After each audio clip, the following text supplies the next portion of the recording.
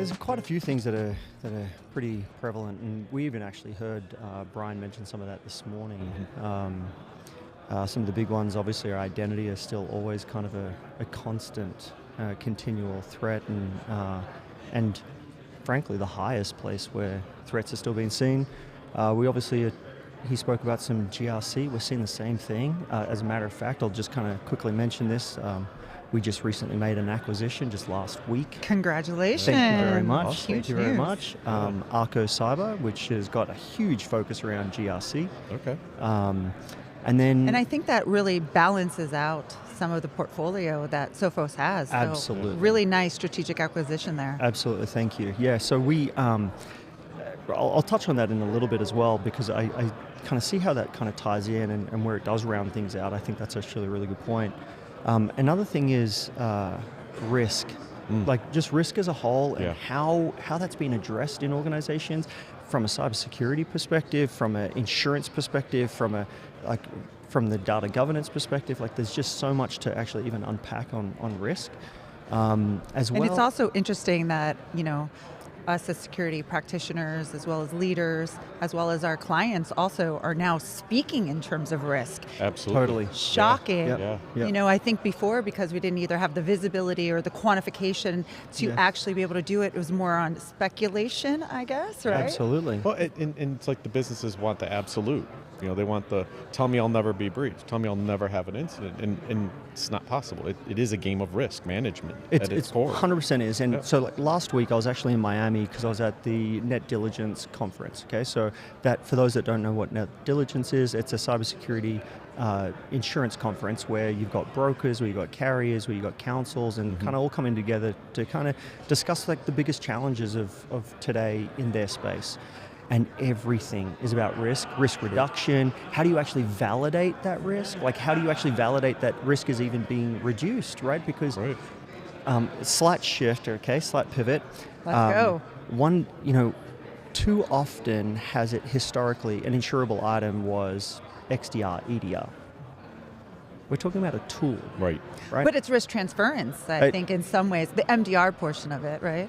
That's correct. Right. So that's where it really comes down to. And that's what I'm going to make a prediction here shortly. Ooh. But having XDR and EDR, and having that as an insurable, insurability item, is like asking somebody in New York to get your home insurance, like New York City, in an apartment, do you have a chainsaw? What do I need a chainsaw for? What's that going to do, right? I don't even know how to use it. I don't know what I'm going to use it on. That's what XDR is for most organizations. They don't have the one time. A lot of cases, they don't have the talent there to be able to leverage it either.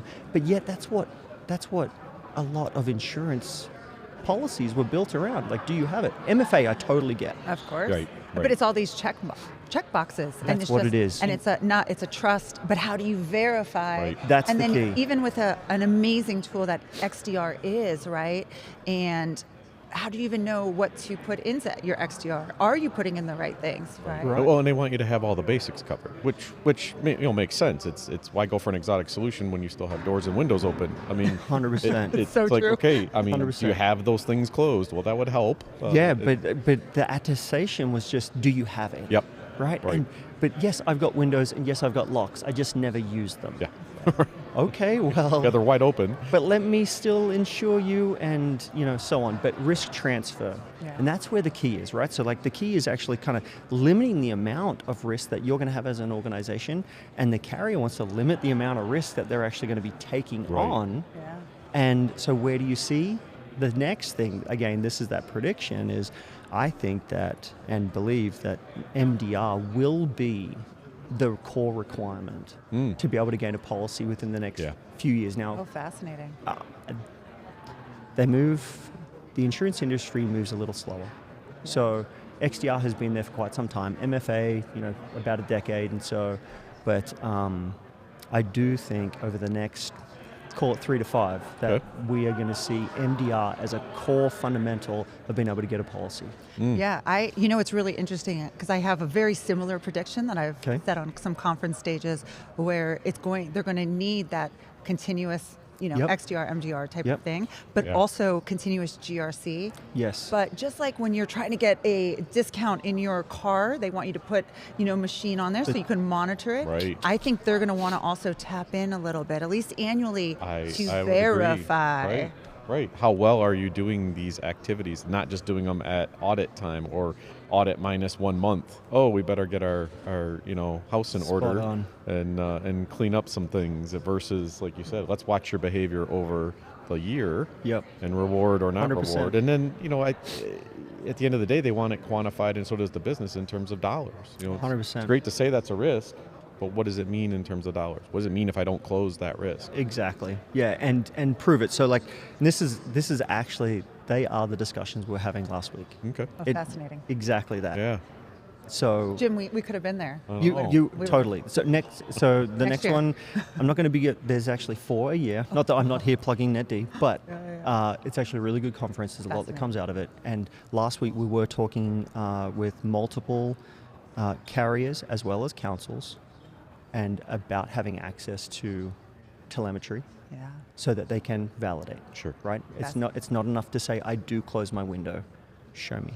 And I love that you guys are, at Sophos really thinking about the future for your customers in that regard, especially, you're paying attention to those insights that you're getting from conferences in the industry and really kind of thinking then about your roadmap, which is probably why you have 100%. that great strategic acquisition. Absolutely. Because you guys are really known for, of course, the endpoint and the MDR and the XDR and a lot of those traditional things, but rounding it out with your new acquisition is really exciting. It truly is, So one thing that Sophos, it's actually in our ethos, is that we are about democratizing cybersecurity, right? So there are so many organizations out there that do not have the budget or the ability to be able to have vCISO or CISOs on hand, or even if they do have a CISO on hand, still having I like the analogy of, say, a basketball coach. And so you can have all the best players in the world, Sure. but without a coach, then what, right? So bring in your CISO. And the CISO, what do most coaches have? They've got an assistant coach, right? So if you don't have a coach, you can get one. Yeah. And Absolutely. if you do have a coach, there can still be an assistant coach. I love right? this. And so having an ability with focus on GRC, and it's actually very heavily agentic AI kind of focused and driven, but being able to take a look very quickly at your environment and your configurations and your current standpoint, being able to provide your execs and your team with this complete readout against any, whether it's compliance or regulatory. I love that. Just be able to add a quick look, know where you're sitting. Sure. Especially That's the what he wants. benchmarking. Our clients really love to hear how they are benchmarking against standards like MITRE or NIST and or their competitors. and then they want to know their competitors and their Absolutely, vertical. yes. Yep. Yeah, no, absolutely. And that's what this acquisition really positions us to do. So, and you highlighted a few good things there, is that Sophos, we have historically been known for traditional endpoint, right? Because we've been around for a long time. So I actually take that as a compliment. You I don't take that as oh man, Sophos, like they're old, right? There is wisdom that has come tested, along. tested. Exactly. Fortified, strengthened. Yeah. And we've been around, we were formed roughly around the same kind of time as McAfee and as Symantec. Okay. We've been around for a while. Sure. But we're not a dinosaur. We continue to innovate. We continue to evolve. We continue to lead. And the way that we do that is because historically you take a look at the way something kind of evolves or where it comes from. We've got very strong roots. And when we started introducing AI years ago, we've been on this train for a long time, a long time. Pane is actually in the train. But as we started introducing AI, we were taking a look at what could we really do. Well, we had 30 years of data, of telemetry that we owned, that was ours. And we fed that in. We trained it on our time. Yeah. So that we could put a game day, instantly start playing. Oh, I love that. And we've been doing it for a long time now.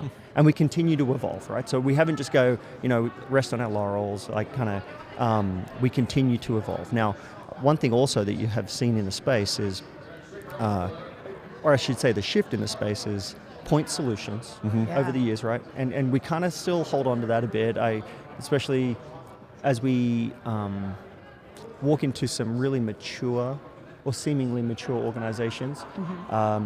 There's still very much so point solutions, and where you have best of breed, which is great, but you know what that also brings? A whole lot of platforms. Complexity. Exactly. You know, I know that there's a method to a lot of our, clients' madness in terms of, not wanting to put all of their eggs in a basket. However, where the market is and tech, talent is and budget is, there are a lot of really great, benefits to doing platformization with somebody like a Sophos, where maybe they can have best in breeds for other portions of the gaps that are in their environment, but consolidate really smartly with, a tool like Sophos. It's funny, and I tell this to clients a lot for an analogy. The cars we drive every day, they're platforms. I mean, you don't go out and buy a Tesla body and then, I'm not going to make it electric. I just like the way it looks. I'm going to put a Ford engine in. I want a Porsche. I'm going to put a Ford engine in, and I want GMC seats in this, or I want a Cadillac this. You could do all that, absolutely, and you better be very good at fixing things, because you're probably the odds of going out there every week and actually having this thing work reliably are probably pretty low. So you can do the same thing with this best of breed, and yes, there's some advantages, but there's also a lot of advantages to the platform. 100%. And as you were describing that, my mind went to a Simpsons episode where where Homer found his long lost brother, and he owned a car company, and he said that he would make Homer his dream car, and it was just all this. I remember that car. It was just this hideous thing with the bubble. I think it had the bubble roof or something. Exactly. Don't recall it. I'm going to have to watch it. You have to, because that's actually what most IT organizations have. Right. And great analogy, Jim. It was. And they wonder why it's so complex to manage. So complex to manage. It's absolutely impractical to keep your arms around. Sure.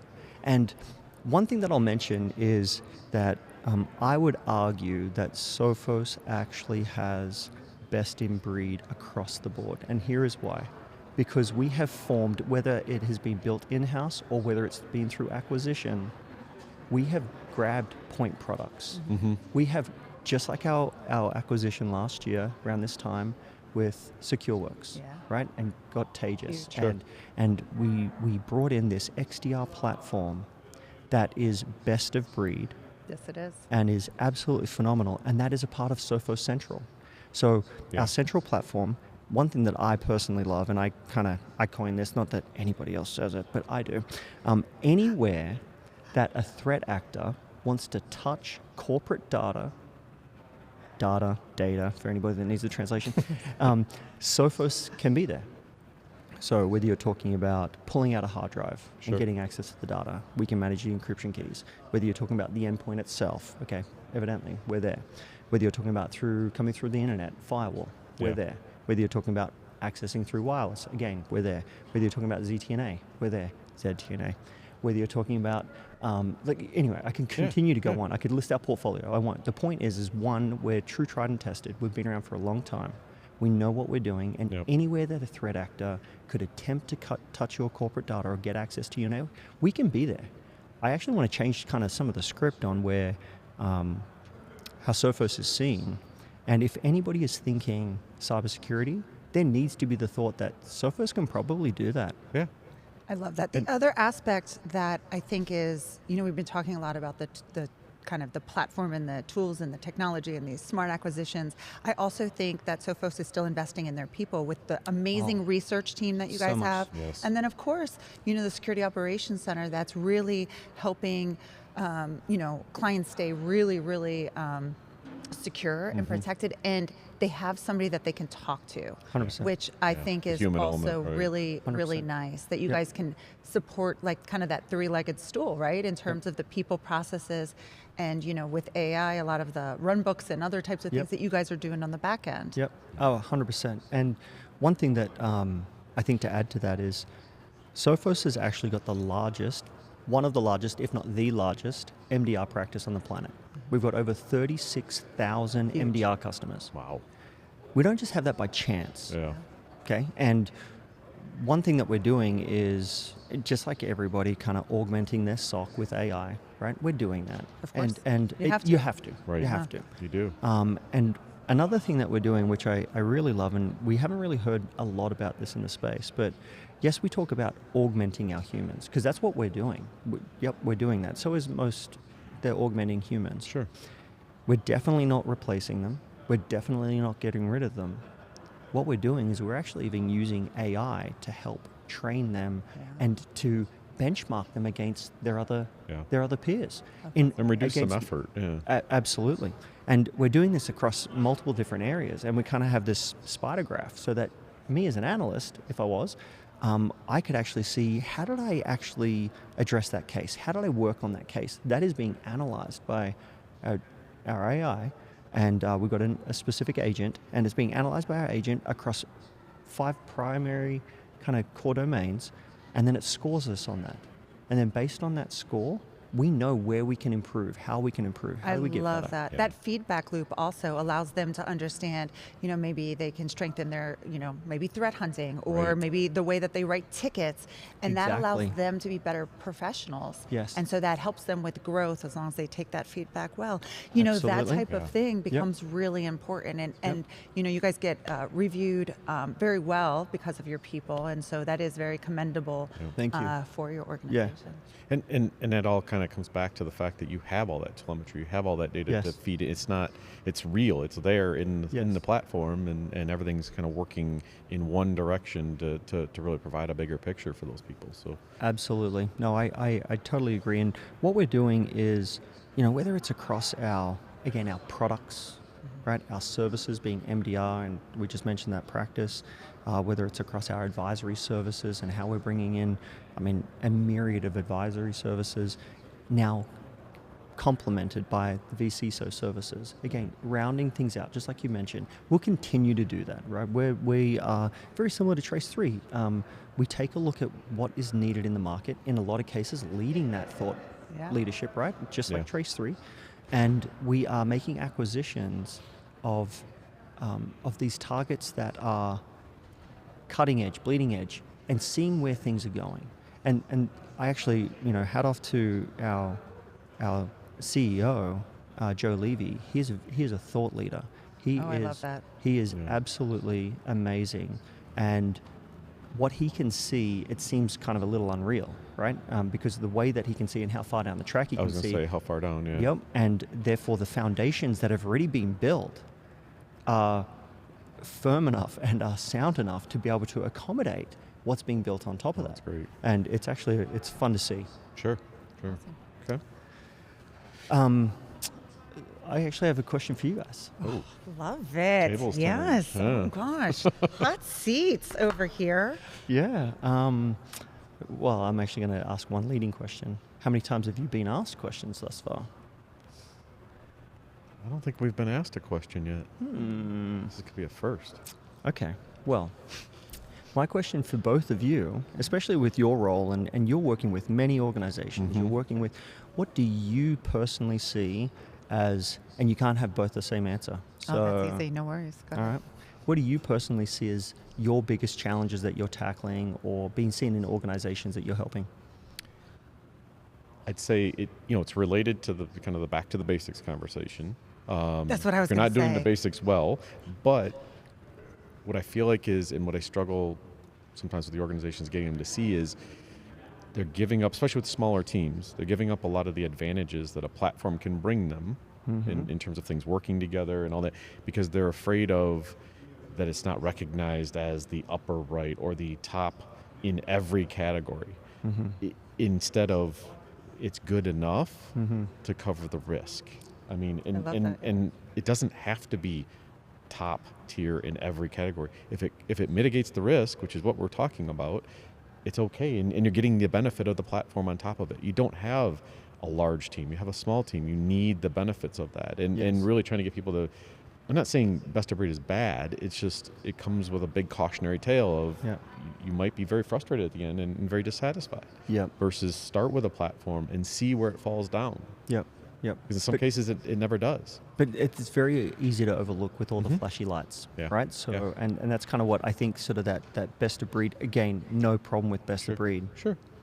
And but there's a pressure to say you're always buying upper right. Always buying upper right. We can't look at anything down and below or to the left. It comes with a cost, right? Operational, financial, all the rest of it, and even security. Because now once you start having these multiple platforms, how are you actually seeing everything? Or worse yet, and I know you see it, I see it, tools that are not even being implemented. They've got them and they started it and it didn't work. Okay, well, we don't have the time to troubleshoot that. Let's move on to the next thing. Yep, so, absolutely. Yeah, I'd say that's for mine. I probably stole 3/4. Well, I mean, always brilliance in the basics is for some reason people just cannot master them. But, for me, I think it's also getting a team that might be really excited about, whatever the newest and latest widget is, and taking a step back and really having them think from more of a strategic aspect, like why are you buying it? Why now?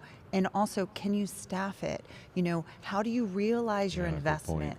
So really trying to think about a couple of different aspects of what their purchase is. Is it helping modernize? Are you operationalizing? Is it resilient, right? Big word, So trying to figure out where it falls into your organizational strategy becomes really important.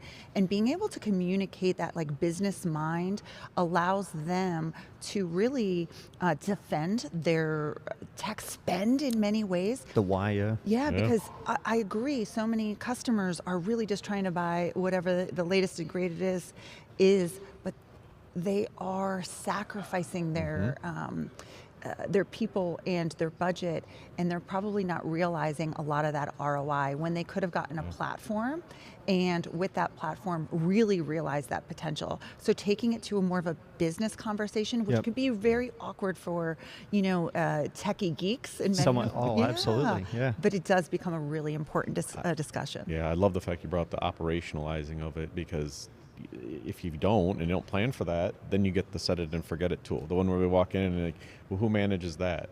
Nobody looks at it. Oh, well, that's great. You bought a tool, it's on, and no one's paying attention. It's an expensive paperweight, right? And that's kind of tech debt. Yeah.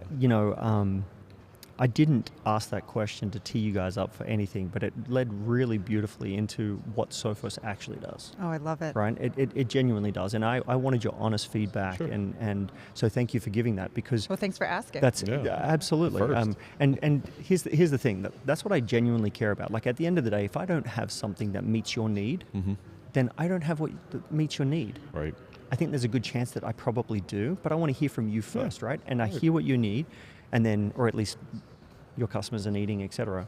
And then I can actually see, can I deliver on what your needs are?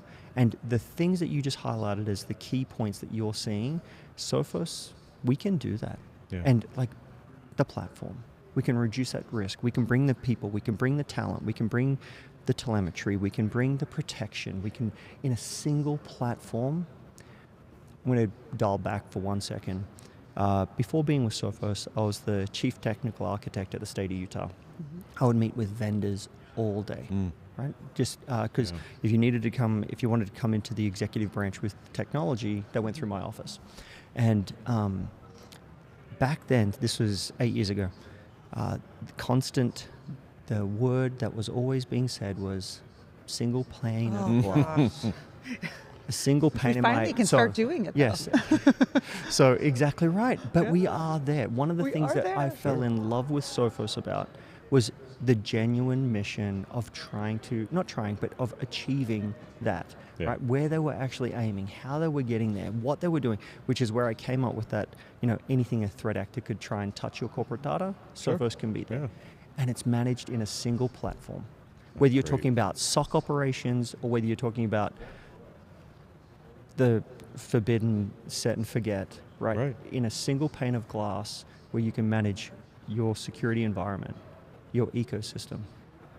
Awesome. Sophos can do that. Yeah. Okay. Yeah. Well, I guess if a customer watches this and is interested in learning more about Sophos, what's the easiest path for them to learn more? I hate for it to be this generic, but it is the easiest way. Sophos.com. Fair. Because straight away from Sophos.com, one, if you're experiencing an incident, there's a bar up the top that says you experienced an incident. You can get in touch with our IR team. But then outside of that, there's a contact us, and then someone will call you within, I would like to say minutes, but someone will call you very quickly. In a reasonable amount of time. Absolutely. Yeah. But I would love for that to happen through Trace3. Oh, thank you. Yeah. Great. Absolutely. Well, yes, thanks for spending the time with us. Cheers. Great. Yeah. Appreciate it.